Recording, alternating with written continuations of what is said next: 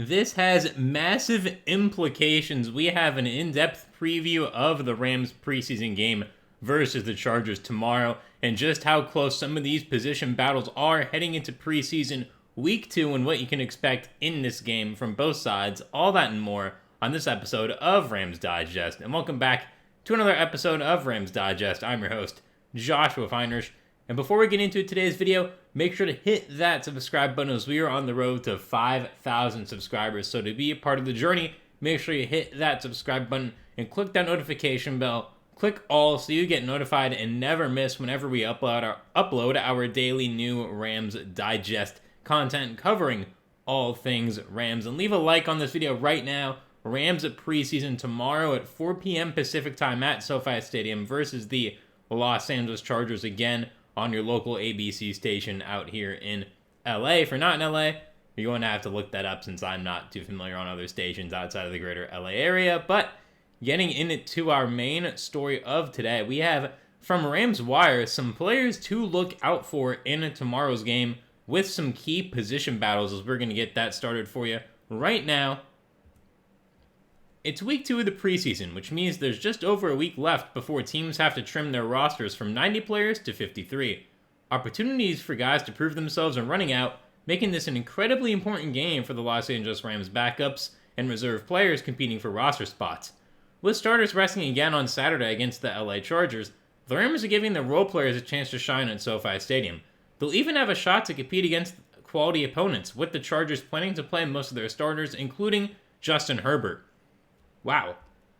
That's definitely an interesting note here from the Chargers side of things, because if you don't remember, the Chargers canceled the joint practice with the Rams that was supposed to take place on this past Wednesday because they had too many injuries. And if you're maybe they're playing the starters because they have so many injuries, they have to play their starters, or they're not as injured now and they didn't want to risk any more injuries from the joint practice, which I do understand. Again, obviously Najee Harris has been dealing with an injury that happened from a July 4th accident, and Rashawn Slater's obviously out for the year, sadly. But for the Chargers, they definitely have some injury issues going on right now. But the note I really want to focus on here is they're going to have a chance to play against starters, the Rams backups. Guys like Willy Lanin, who may or may not be involved in this video as a player to watch. He's going to get to go against potentially the starting defensive line.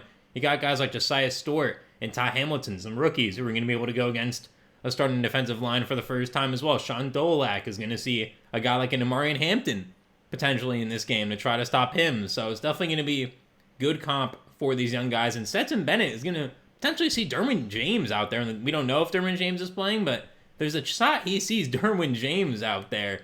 And other guys like Khalil Mack even on this Chargers defensive line. Maybe not Khalil Mack again. We don't know who's playing for sure. We'll probably know more on that tomorrow before the game. But for these Rams backups, it's definitely going to be a test playing against the Chargers starting lineup. We'll have some pretty good players out there in the secondary. Could even see a guy like Ladd McConkey potentially. Again, we don't know that for sure, but definitely a key point here as we have 7 players to get into. So we're going to start that right now. We're starting off with quarterback Stetson Bennett. Bennett should once again get the majority of the snaps at quarterback as he continues to fight for a roster spot. He's been a bright spot all summer, and after a terrific performance against the Cowboys in the preseason opener, he'll look to follow it up with another strong outing on Saturday. Oh yeah, totally. He was great against the Cowboys. I gave him an A for that game. He was awesome. Besides the interception, he really didn't make any mistakes in that interception. The Rams were up by so much, it didn't really matter. So, again, Stetson Bennett looked really good in that game. Almost 200 yards, 2 touchdowns. He did have a pick, but he didn't make any really ill-advised throws. He was making smart throws. The interception wasn't like some awful pass or anything, and Bennett looked like he knew the offense pretty well. Again, I'm sure McVay wasn't running everything, but he knew what he needed to know and probably knows a little more, so I'm very interested to see how he plays in this upcoming game. He'll be going up against some of the Chargers starters early in the game, which will be a good test for the third-year quarterback. If he shines again, he may very well lock up a spot on the roster. I think if he shines again, he does lock up a spot on this roster, especially because, again, we'll see how Matthew Stafford's workout goes tomorrow. Again, last weekend went well, but unfortunately the back didn't respond the way that the team had hoped and how obviously Stafford had hoped. So we'll see how that goes. But if Stafford does have to miss week 1, Bennett, as of right now, is the second-string quarterback if Stafford does start off the season injured again. I've heard some people. I've heard Nick Wright today on First Things First. He said that the Rams, if Stafford cannot go week 1, should look to trade for a guy like Kirk Cousins, which I wouldn't mind. It would be an upgrade over Bennett if you're going to start him or Jimmy Garoppolo, but Bennett, as of now, is that second-string quarterback, which is a very, very important position for NFL teams, especially if the Rams will be leaning on Garoppolo to start. Again, hopefully this workout for Stafford goes well, but this is why this has massive implications, because you want to see what you got with Bennett in the off chance he has to play in a regular season game, because we know Garoppolo's injury history. Obviously, you hope Stafford's healthy, but it is very important that Stetson Bennett looks good in this preseason game. So comment down below right now what you think on that, what your expectations are for Bennett heading into tomorrow's game. And now we have running back Cody Schrader. Ronnie Rivers is sidelined by a rib injury, opening the door for Schrader to step into a bigger role. We'll see how much the Rams play Blake Corum and Jarquez Hunter in this one, after giving each about 10 snaps last week, but it's possible Sean McVay will limit each player's snaps on Saturday. I don't see Blake Corum playing too much in this game. He looks pretty good in game number one, so did Jarquez Hunter. I think might play a little more just because he is a rookie. But with Ronnie Rivers sidelined by a rib injury, at least for this game, maybe next game as well. But the Rams, now that fourth running back spot's kind of up in there. And Cody Schrader, again, a lot of you were a little upset at me in the comments that I did not mention him in last week's post-game breakdown. He was good, although it was at the end of the game where it didn't really matter too much. That's why I didn't really comment on it. He looked good, but now with Ronnie Rivers out, I expect Cody Schrader to get a lot of snaps in this game. I think he'll get more snaps than Jordan Waters, and he looked really good in that last game. So I do hope the Rams give him a shot early on against the starters, because if he could look good against those starters, I think there's a chance that he makes this roster over Ronnie Rivers, as he was on the team all of last year. Cody Schrader, 5'9", 214, wearing number 32 up there on the field. Schrader has a golden opportunity to improve his chances of making the team with another good outing this weekend, after leading the team with 59 rush yards and only 5 carries versus the Cowboys. That's exactly what I said. I do agree. And comment down below right now what you think the Ronnie Rivers injury means for Cody Schrader specifically. I don't think it means too much for the Rams overall, but for Cody Schrader specifically, what does this mean for his chances to make the team? And now we move on to wide receiver Konata Mumpfield. Mumpfield's preseason debut didn't exactly go to plan. He dropped a pass that he should have caught before later making a great one-handed catch off a deflection by the defender and showing off his physicality on a screen pass. He ended up leaving late in the game with an ankle injury, but it was an up and down debut. Expect Mumpfield to play much better this time around now that he's gotten first game jitters out of the way. I do think he does need to play better because, again, as a 7th round pick, we have that advantage of being a drafted rookie, but 7th round picks get cut all the time. And that first game did not look great. Again, he had that minor ankle injury. He's good to go for this game tomorrow, so I'm definitely keeping an eye on him, how sure his hands are, how sure his routes are, better connection as well with Stetson Bennett overall, better chemistry, better route running. Because we've heard Devontae Adams in practice talk about how great Mumpfield has been. We've seen him make some great catches. Now let's see it translate into a game. I think it's very important for Rams fans and Mumpfield to see that, and for McVay to have him on the team doing other things besides special teams. So comment down below your expectations for Mumpfield heading into this game, as well as we got even more players to get onto right now. We got Willy Lanin, the center. Lampkin might have been the best player on the field last week against the Cowboys, though his opportunities in pass protection were limited. He was excellent as a run blocker. He's on the fringe of making the 53-man roster, but will need to play well in the next 2 weeks in order to secure a spot on the team. Yes, Willy Lanin, number 62. He's 5'11", 290 as a center. I was quite scared for him in that first preseason game because I thought the undersized thing was really going to matter. It didn't matter. Dude was just a dog out there. Like this video for Willy Lanin. He was awesome. PFF has been raving about him lately. He did an interview with Brian Baldinger talking about how he's a wrestler all through high school, wrestled a bit in college as well, and how he uses those traits to his advantage. And you can definitely tell that he puts those traits to use out there on the football field. He looked amazing in that first preseason game. With Bo Limmer entrenched as a key backup, it's possible the Rams will lighten his load in this game and give Lampkin more playing time. It'd be great to see Lampkin work against the Chargers starters, but he may not get that chance if Limmer starts again. Yeah, it's definitely going to be interesting to see who does get those reps in for sure. If Bo Limmer does play, with him being the entrenched backup center to Coleman Shelton, obviously. So definitely an uphill climb for Lampkin to make this roster, especially given that center, in my opinion, is a pretty strong position for the Rams. Coleman Shelton was there for the Super Bowl run. He's a very talented starting center. You got Bo Limmer, who's been there for a few years now. Nice backup, good backup option. So Lampkin's lack of versatility on the line as a backup because they love Warren McClendon's flexibility as a backup lineman. And with the Rams needing left tackle depth with the Alaric Jackson situation still ongoing, it is definitely an uphill climb for Lampkin to make this roster. But I wouldn't be shocked at all if he is a practice squad guy, just because I don't see the need to keep 3 centers on the active roster every week. But comment it down below right now what you think Willy Lampkin's chances are of making the roster, because I definitely want to know. And now we have outside linebacker Josiah Stewart, the Rams' 3rd-round rookie. Stewart had the Rams' lone sack last week against Dallas, an impressive rush against the Cowboys' right tackle, where he even got held a little bit. He only had 14 pass rush snaps, and that was his lone pressure. So it would be good to see him get more opportunities to rush the quarterback on Saturday. The Rams are still trying to sort out their pass rush rotation after Jared Verse and Byron Young, with Stewart squarely in the mix to play a big role this year ahead of Nick Hampton, Brennan Jackson, and Keir Thomas.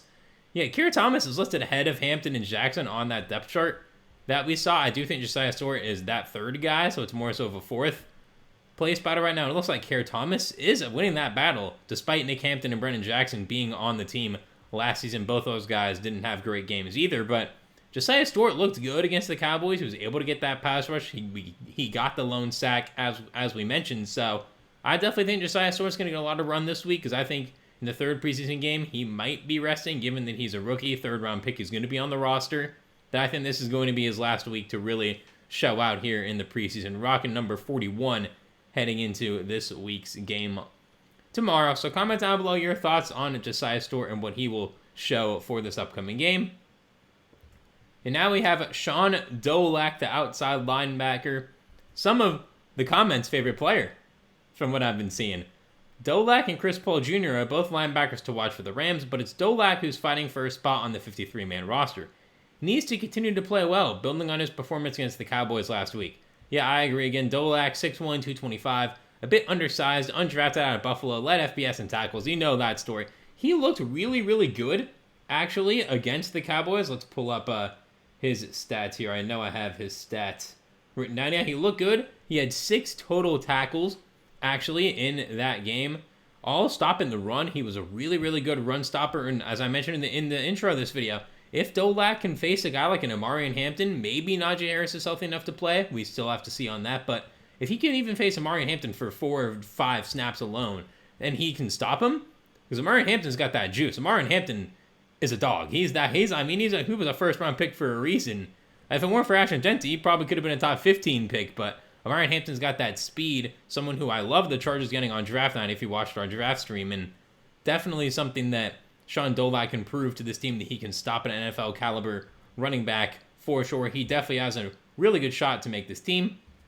Despite being undersized, he plays like he has a tracker for the football, always putting himself in a position to make a play. With Omar Speights, Nate Landman, and Troy Reeder expected to rest, Dolak will be on the field a bunch again on Saturday. He's certainly a player to watch as roster cuts near. Oh yeah, for sure. Again, Troy Reeder, I don't get what the hype is about the Troy Reeder with the Rams coaching staff. I think Dolak's a better player than Reeder. Again, I wouldn't be shocked if Dolak does end up staying on the practice squad, because Chris Paul Jr. is on the roster. He's a drafted rookie. He's going to be on. I do think it's between Dolak and Reeder, but if Reeder's still expected to rest again, I don't really see how Dolak makes the roster, given that the Rams view Reeder as a guy who's able to rest throughout the preseason. So leave that down below in the comments. I do see Dolak as a practice squad guy. I think he's too good to cut. He's too good. Some team's going to get him. They're going to play him, and he's going to be great. So I do think the Rams need to keep him in-house somehow, some way. So leave in the comments down below your thoughts on Dolak's performance heading into this game. And our last player, Mr. Interception, cornerback Cam Lampkin. Another Lampkin. Like this video right now for the dynamic duo of the Lampkins. Cam had a really positive performance against the Cowboys in the opener too. He made a spectacular play to intercept Joe Milton on a deep ball, tracking it perfectly in the air and hauling it in to prevent a touchdown. He also broke up a pass during red zone work in Thursday's joint practice with the Saints, continuing what's been a solid summer for the young cornerback. Not much has been set up behind the Rams' top 4 corners, so Lampkin still has an opportunity to make the 53-man roster if he keeps playing well.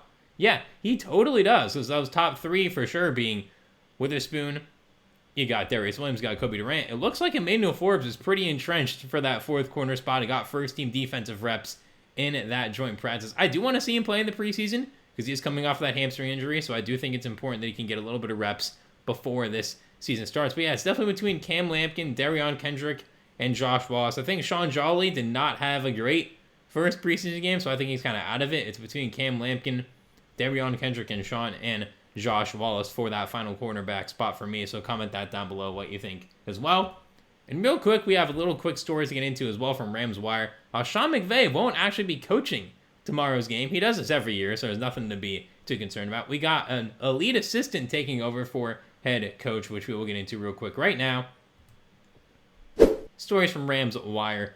Sean McVay won't be the Los Angeles Rams head coach on Saturday when they face the LA Chargers. He's handing the keys to assistant head coach and pass game coordinator Aubrey Pleasant. Similar to last year, Pleasant will be the Rams' acting head coach for the second week of the preseason. He got that same opportunity a year ago against these same Chargers, earning a chance to handle all of the game day operations that McVay would otherwise manage.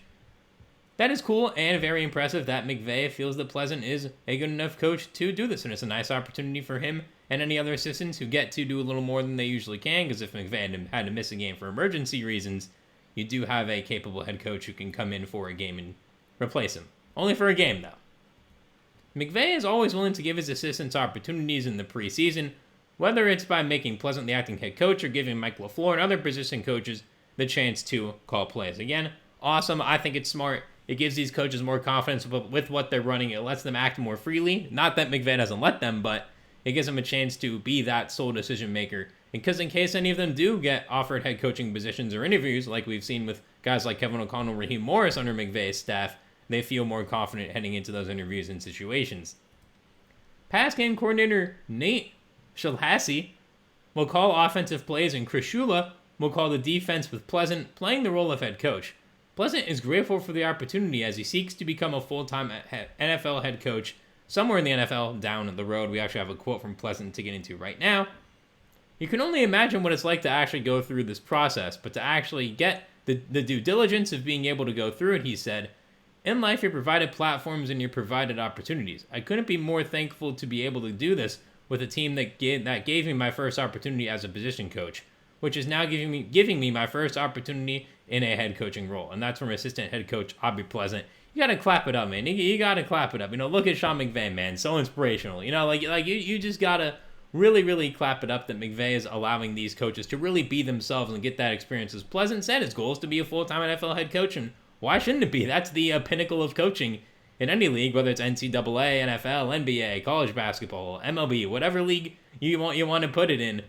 The pinnacle of coaching is being the head coach, the head honcho, the one who really knows how to lead that team to victory. So Aubrey Pleasant getting very nice experience there as we wrap up this story here. Pleasant worked with McVay during their time together in Washington and then followed him to Los Angeles as the Rams' corner coach in 2017. He remains with the Rams through 2020 before being hired as the Lions' DB's coach and pass game coordinator in 2021, holding that job for 2 years. Pleasant returned to LA in 2023 and was promoted to assistant head coach last year, a big step toward becoming a head coach someday. This chance given to him by McVay will certainly help his development as a coach. Yes, it will, and this is a very awesome story. Like this video for teamwork and camaraderie. And that is all for this episode of Rams Digest. Make sure to hit that subscribe button as we are on the road to 5K. Be a part of the journey. Make sure to hit that notification bell. Click all so you get notified and never miss whenever we upload our daily new Rams Digest videos covering all things Rams. Leave a like on this video right now for preseason Game 2 tomorrow, 4 p.m. on ABC here in LA. Leave a like on this video at SoFi Stadium versus the Chargers, as well as like this video right now for the double Lampkin duo of Cam Lampkin and Willy Lampkin, always balling out there on the field. Leave in the comments down below who you're most excited to watch throughout this preseason Game 2, or if there's anything I missed on any of these players. And I've been your host, Josh of Finehirsh, as always. Thank you very much for watching another episode of Rams Digest. I hope you enjoyed it. I'll see you soon for another one, and have a great rest of your day.